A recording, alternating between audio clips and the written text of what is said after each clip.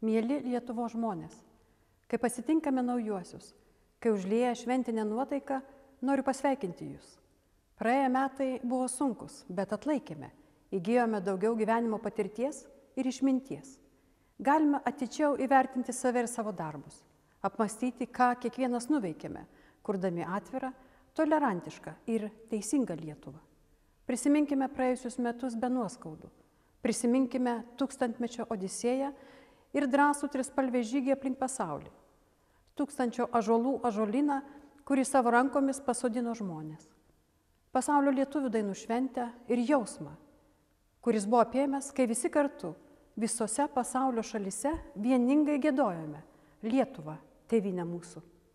Būkime solidarūs ir toliau. Viduje susitelkę, kitąmet siekime drąsių sprendimų, ryžtingų ekonominių reformų, kad kraštas pagaliau atsistotų ant kojų. Matau Lietuvos atsigavimo ženklų ir tikiu, kad ateinančiais metais didieji sunkumai baigsis. Jeigu visi dirbsime Lietuvos labui, nugalėsime sunkumus. Tikėkime savo jėgomis. Sveikinu jūs visus, mielieji, gyvenančius Lietuvoje. Sveikinu ir tėvynės nepamirštančius pasaulio lietuvius. Visiems linkiu ryžto, optimizmo ir sėkmės, kad visuomet lydėtų gera nuotaika, viltis ir mokėjimas džiaugtis gyvenimu.